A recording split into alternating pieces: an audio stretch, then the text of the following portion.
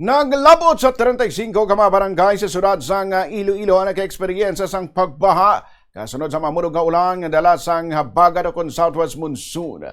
Sunod sa Iloilo City Emergency Operation Center, 384 ka pamilya o kon 1,331 ka mga individual ang nag-evacuate halin sa ilatag sa kapuloyan bangod sa epekto sang habagat. Naghatag naman sang bulig ang City Social Welfare and Development Office kag Department of Social Welfare and Development sa mga apektado nga mga pamilya. Nagapahanumduman ang Iloilo City Government nga padayon nga magbantay kag maghalong ang publiko apisar nga wala na sa pungsod ang Bagyo Inday nga mas nagpabaskog sang habagat nga nagtuga sang dako nga halit sa pila ka lugar sa Pilipinas.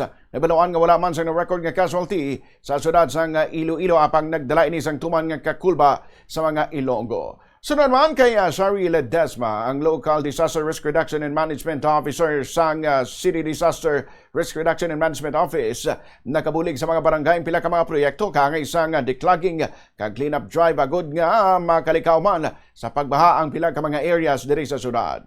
Assured no, mga kabaranggayan nga ini nato no, kung singuna no kay nag-increase naman gani ang ilang knowledge no sa ang ilang mga proyekto ni subong based naman ni sa mga risk nga ginapangatubang sa ilang kabaranggayan no. So ang ilang mga proyekto rooted naman sa impormasyon nga sa ilang barangay amo ni ang risk nga ginapangatubang nila. So ang mga proyekto nga ginapatuman nila is ang mga naga-address no, isa sina dira is ang pagdiklag sang ilang mga drainage system kag ang pag clean up drive sa ilang area sa barangay no, which we believe nga nagabulig gid no nga hindi sila pagbahaon sa ilang kabaranggayan.